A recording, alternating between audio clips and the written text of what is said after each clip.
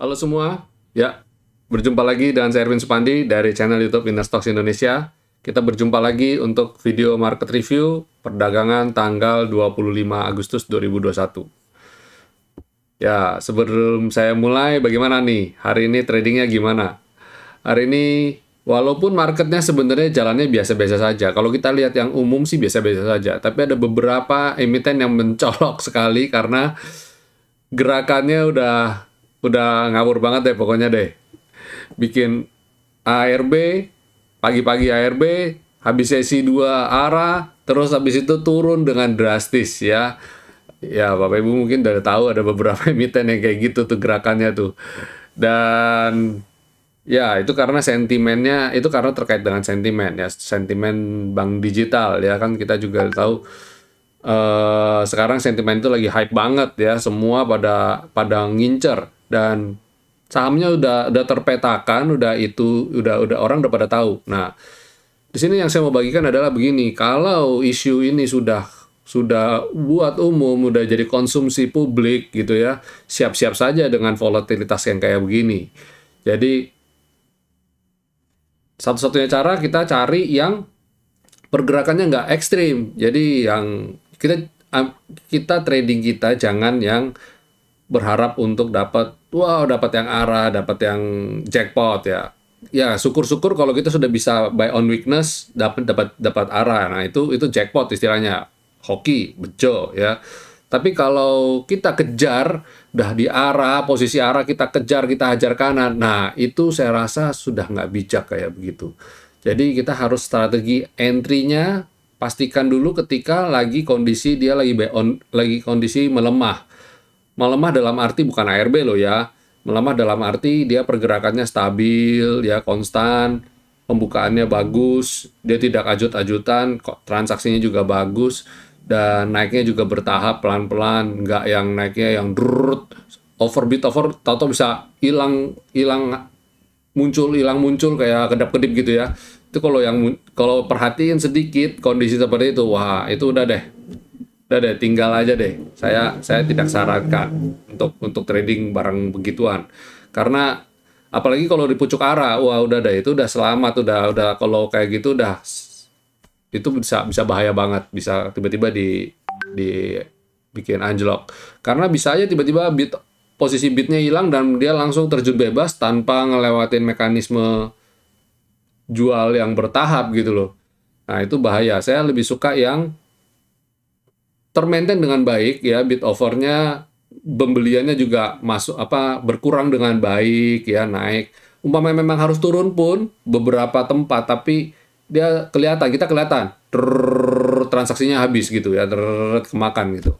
Itu lebih kondusif, walaupun pada akhirnya juga kayak tadi contoh ada beberapa emiten yang pergerakannya kayak gitu juga dibikin galau karena udah bagus-bagus naik tiba-tiba dibuang juga ya, walaupun dibuang juga tapi kita kan juga lihat kelihatannya masih oke, buangnya pelan-pelan juga dan kita lihat trading plan-nya masih bagus ya udah oke. Nah, itu menurut saya pergerakan yang masih sehat saya bilang, karena transaksi jual belinya walaupun ya kita nggak tahu ini bener-bener real atau enggak, tapi setidaknya kalau tiba-tiba hilang itu kan berarti kan semu ya, tiba-tiba bitnya hilang dan dia tiba-tiba dibanting dan offernya tiba-tiba hilang dan dia diangkat gitu kan. Kalau gitu kan semu ya, transaksinya semu. Kita lebih suka yang dia pergerakannya lebih termaintain dengan baik ya. Atau kalau enggak dia begitu karena transaksinya besar. Jadi di bid offer, posisi lot yang ada di bid dan posisi lot yang ada di offer cukup tebal, cukup banyak. Jadi orang mau buang barang juga nggak bisa main segampang-gampang itu. Jadi dia ditutup dengan baik, ya rapi. Atas dan bawah tutup dengan rapi. Nah, cari pergerakan yang seperti itu. Kalau yang bid offernya tipis, kecil, dan tiba-tiba hilang, timbul, nah udah deh. Siap-siap aja, mual, mulus, muntah. Jadi kita bikin 3M ya. Kita di grup suka bercanda ya, 3M tuh bukan masker, jaga jarak dan sebagainya, tapi ini mual mulus muntah ya, liatin pergerakan yang ekstrim. Dan hari ini pergerakannya kita juga mengamati ternyata ada emiten konstruksi yang tiba-tiba mulai naik. Nah, Bagi Bapak Ibu yang mau masuk, silakan saja. Tapi saya warning dulu, karena ini pergerakannya bukan pergerakan yang sudah confirm, belum confirm tepatnya. Memang rebound, yes, tapi belum confirm bahwa pergerakan ini adalah suatu pergerakan valid, bahwa dia ada kembali ke areal yang atas. Dia masih di bawah areal downtrend. Kemarin saya sudah sempat ulas mengenai trend follower. Silakan Bapak Ibu nonton video saya trend follower, dan berdasarkan indikator dari winner stocks, emiten-emiten konstruksi ini masih di bawah downtrend jangka panjang. Jadi belum confirm untuk beli. Kalau saya yang kayak begini, kalau memang mau spekulasi silakan, tapi untuk jangka pendek aja. Tapi kalau saya bilang sih, daripada pusing-pusing, ngapain kita beli yang barang yang lagi downtrend? Cari yang uptrend aja, kan kita adalah seorang trend follower, betul kan? Jadi kita cari yang posisi chartnya uptrend, kita trading di dalamnya, hati tenang, nyaman. Ya kalau mamanya swing pun, kita manfaatkan untuk buy on weakness, karena kita tahu, oh ini mah aman lah, tenang lah. Contohnya seperti yang satu ini, ya. Saya akan share, tapi ini bukan untuk, oh berarti recommended, berarti besok boleh beli ini. Bukan ya. Tapi ini lebih kepada contoh karena pergerakannya cukup sehat gitu ya. Nah, contoh Excel Axiata ini. Jadi ketika dia naik, lihat candlenya bagaimana? Naik, ada merah kan? Merah, terus naik lagi, biru, merah, biru, hijau, terus merah lagi dibanting. Nah, tapi ketika dia pergerakannya seperti ini, kita hati cukup tenang, karena selama dia ada di atasnya selendang, trading jadi nyaman. Udah diamin aja. Toh, dia lagi ada di atas tren positif, tren naik. Ya. Nah, kayak gini, seperti yang juga kita lihat di beberapa waktu kemarin, XL juga sama. Ya, ketika dia naik, ada merah nggak? Iya, namanya pergerakan di pasar ya, pasti ada naik, ada koreksi. Ya, itu dinamikanya, biasa itu. Jangan terlalu panik dan jangan dihujat ya. Dan pada jalurnya pergerakannya tetap naik kan, lihat tuh. Jadi santai saja gitu ya. Itu pentingnya kita memiliki ilmu yang benar terhadap teknikal. Kita harus tahu bagaimana cara baca chart sih untuk melihat pergerakan harga ini, supaya kita nggak terombang-ambing. Bayangin kalau kita nggak lihat ini ya, aduh, betapa stresnya kita ya. Bandingkan dengan contoh yang saya kasih lihat ini. Nah ini yang saya bilang trennya masih downtrend ya, pada dasarnya masih downtrend. Kebayang dia belum pernah mampu naik kembali ke atas selendang, dan sempat naik pun beberapa waktu kemudian dia ambiar. Nah ini artinya dia masih tertekan di area downtrend. Apalagi hari ini mau naik di atas selendang, dia nggak mampu, dia turun. Nah, selama belum naik di atas selendang, saya nggak recommended untuk beli dulu. Contoh lagi, Adikarya. Dia belum mampu naik. Tutupnya persis di dalam selendang. Ayo, believe it or not. Inilah kuantitatif, yang saya sebut kuantitatif itu seperti ini. Jadi begitu rapi dia, pergerakannya rapi banget. Ya. Terus USKT.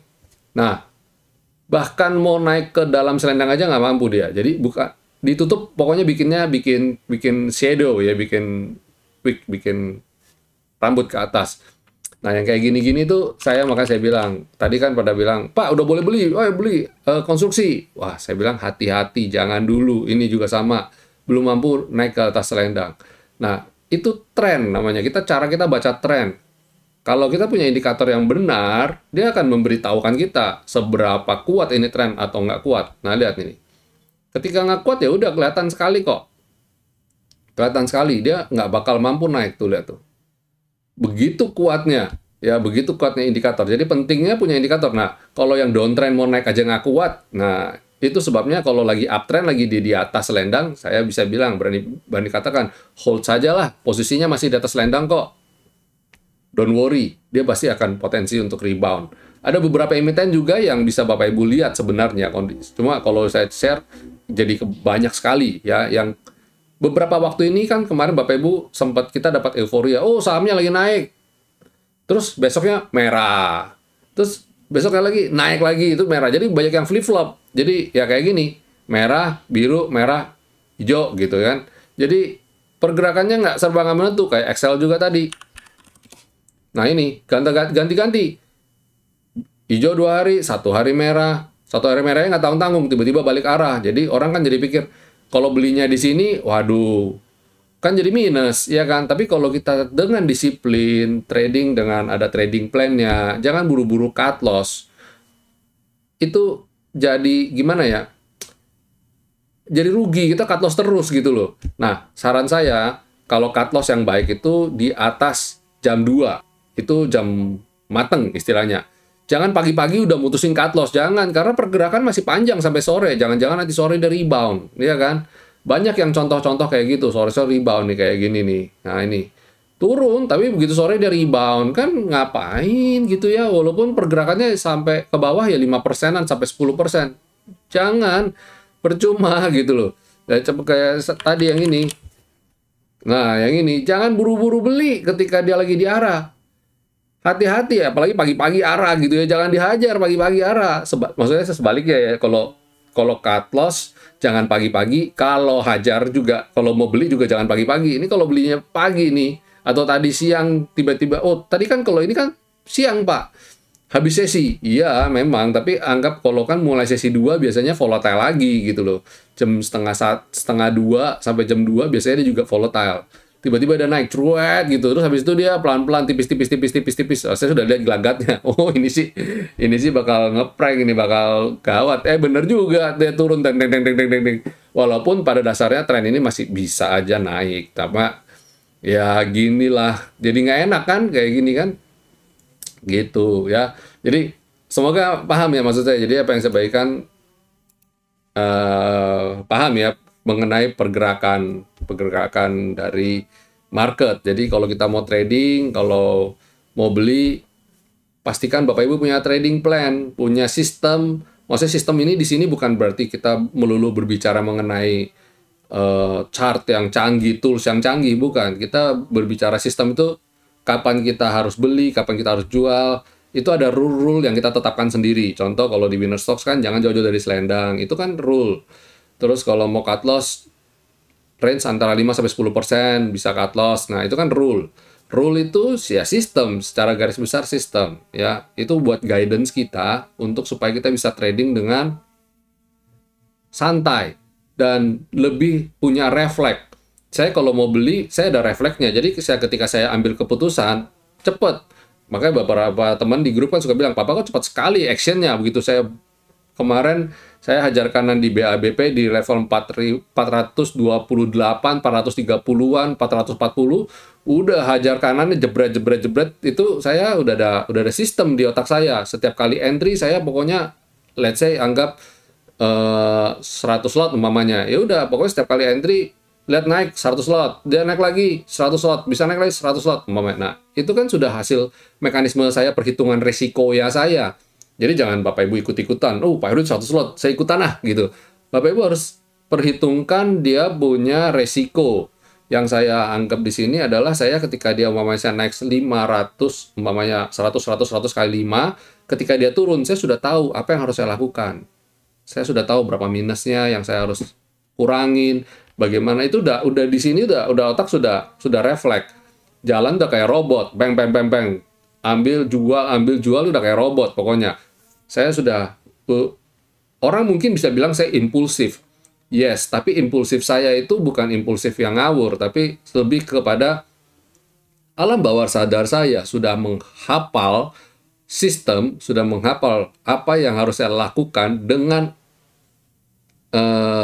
seksama dan sistematik gitu ya. Jadi alam bawah sadar saya udah jalan udah kayak gitu loh, bukan impulsif sih. Kalau impulsif kita tuh kayak lakukan sesuatu terus kita nyesal kemudian, dan seringkali kita baru kayak amnesia. Waduh, ini gimana ya? Nanti gimana ya? Ini kalau loss gimana? Nah, itu impulsif. Tapi kalau saya yang saya lakukan biasanya saya sudah tahu. Oh, nominal sekian, nanti saya cut loss. Rugi nominal sekian, saya cut loss. Oh, begitu saya profit sekian, oh udah saya jual aja deh. Langsung ambil, bet gitu. Jadi semua sudah tersistem, terpola, ya. Bentuk pola habit trading yang bagus. Nah, salah satu cara untuk membentuk pola habit trading bagi seorang pemula, satu, Bapak Ibu perbanyak baca, perbanyak trading ya, itu adalah satu cara ya membentuk. Jadi kita udah rutin lakukan terus tanpa kena lelah. Nah, ya, itu satu. Kedua, kalau Bapak Ibu rasa kesusahan untuk itu ya, nggak banyak dari kita bisa otodidak juga kan, apalagi ngeraba-raba kondisi market. Kedua, Bapak Ibu bisa belajar, dan banyak pelatihan-pelatihan, grup-grup trading yang bisa Bapak ikuti. Dan Winnerstock salah satu diantaranya. Ya, Bapak Ibu jika ingin daftar untuk belajar trading yang baik dan benar, silakan japri atau silakan PM saya lewat kolom deskripsi di bawah, itu ada nomor, ada yang bisa Bapak Ibu hubungi kita. Dan jam terbang nggak bisa ditipu ya, tetap harus latihan dan harus ada di dalam grup, harus ada dalam komunitas yang baik. Jadi komunitas yang baik itu tidak noise dalam arti jalannya itu tidak searah, jalannya tidak searah. Yang satu bilang beli, satu bilang sell. Jadi too much noise. Kalau yang sudah coherent, yang udah dalam satu grup yang sudah inline semua, kita itu punya satu suara. Kayak contoh Winnerstock punya satu suara. Kalau Winnerstock bilang jual, ya jual. Kalau Winnerstock bilang beli, ya beli. Tidak ada tuh yang lawan arus tuh, ngawur gitu ya. Jadi karena kita udah punya sistem yang terpattern ya, udah ada polanya.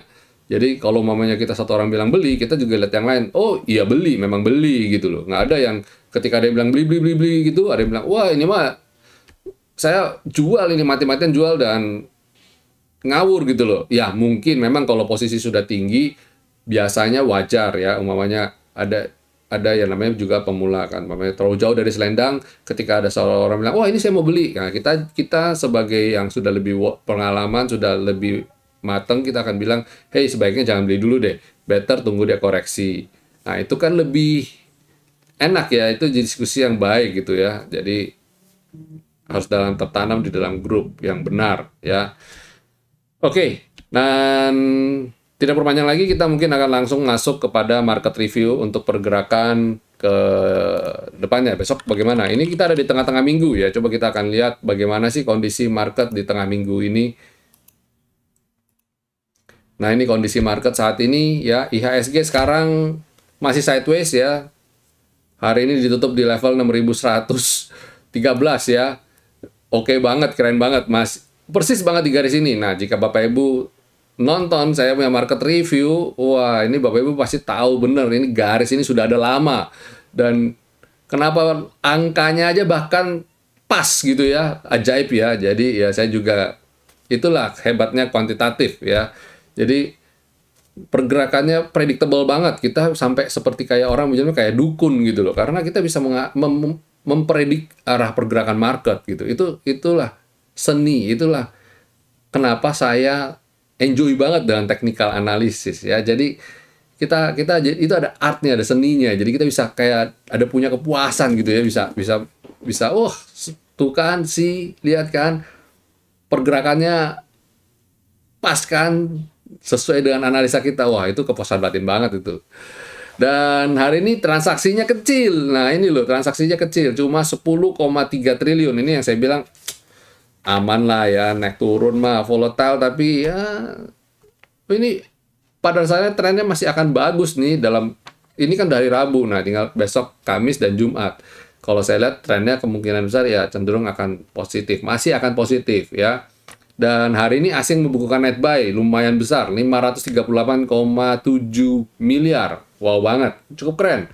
Yang mana memperlihatkan bahwa tren kedepannya IHSG masih akan naik lah. Ini lihat nih tuh, asing dalam beberapa waktu ini keren banget.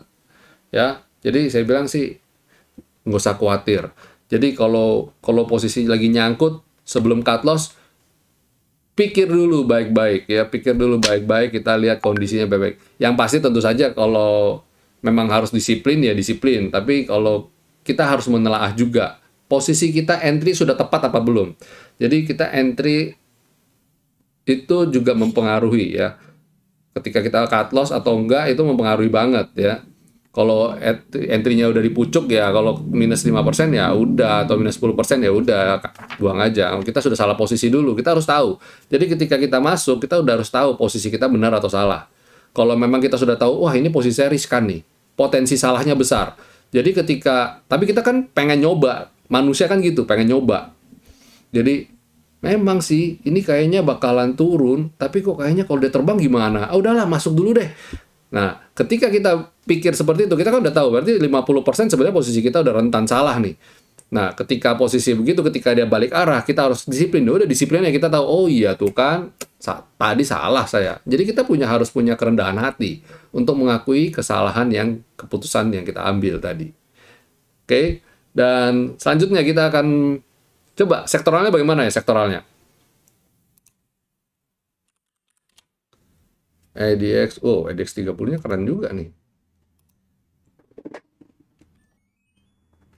Oke, ini IDX Basic masih sideways ya. Lagi-lagi dia sideways flat nih ya, datar di sini, bergerak di sini. Belum kemana-mana, jadi abaikan aja dulu ya. Terus consumer cyclicals, wow ya, mencoba untuk breakout rupanya, dia mencoba untuk rebound. Energi masih bergerak rebound lagi ya. Ini kemarin dia turun ketemu support, dia mulai naik lagi ya. Wah, nurut banget lah dengan kita punya support ini. Walau begitu asing juga masih membukukan net sell, jadi hati-hati ya, potensi koreksi cukup besar. Maksudnya dia trennya belum cukup oke. Sektor finance, wow, finance menarik cermati ya, saya sudah bilang bolak-balik ya, kemarin. Nah, kalau sektor finance ini masih naik, saya optimis pergerakan pada dasarnya masih bagus. Karena sektor finance bobotnya masih cukup besar terhadap IHSG kita. Kemudian healthcare, wah mulai rebound lagi kan. Healthcare itu macam-macam ya, nggak cuma rumah sakit. Pabrik obat juga termasuk. Jadi silakan icip-icip ya. Ini boleh nih. Kalau dia naik kembali ke atas jalurnya, oke, bagus nih. Terus industri, oke ya, kena V-line dia rebound. Dan dia kembali udah ada di atas trendline parallel channel kita. Nice. Moga-moga dia bisa breakout ya. Sudah lama sideways-nya ini, sektor ini. Infrastruktur juga bagus ya. Dia sempat nguji support selendang tapi dia rebound lagi. Harapan saya besok dia bisa lanjut ya. Ada beberapa emiten tadi yang bisa dicermati, salah satunya Excel Axiata. Tadi saya sudah kasih chartnya. Silakan Bapak Ibu cermati pergerakan besok. Kemudian ada consumer non cyclicals. Ya, ini juga salah satu memperlihatkan bahwa kondisi dalam downtrend berat selama belum bisa naik ke atas selendang, abaikan dulu ya. Ini dia masih rapi banget, lihat tuh. Mau masuk ke dalam selendang aja pakai acara begini, kepentok dia nggak masuk. Iya, itu lagi-lagi saya bilang kuantitatif seperti itu ya. Properti lagi sideways. Konstruksi lihat, belum mencerminkan ada tanda-tanda bagus karena transaksi, saya yakin transaksi di emiten konstruksi masih kecil sifatnya. Kalau nggak, lihat aja. Padahal bobot konstruksi harusnya cukup besar. Tapi lihat, dia nggak ini kok. Nggak geming. Terus ada sektor tekno yang bisa dicermati, mulai kembali masuk ke dalam skyline. Coba-coba masuk selendang ya. Silakan dipantau emiten-emiten tekno. Kemudian terakhir adalah sektor transportasi. Wow, coba-coba mau breakout ya. Nanti kalau dia besok bisa breakout, bisa naik lagi. Itu cakep nih. Sektor logistik, seperti saya sudah bilang, katakan berkali-kali, saya sudah kasih recommended bahwa emiten-emiten di dalam sini ke depan bisa jadi backbone ekonomi Indonesia ya, karena logistik dan transportasi cukup memegang peranan penting. Ya, itu secara sektoral dan market review serta sharing kita, As Trader, rubrik As Trader. Sekarang kita akan, itu dulu Bapak Ibu, market review, ulasan kita juga ya, rekomendasi sudah semua, dan sharing-sharing kita.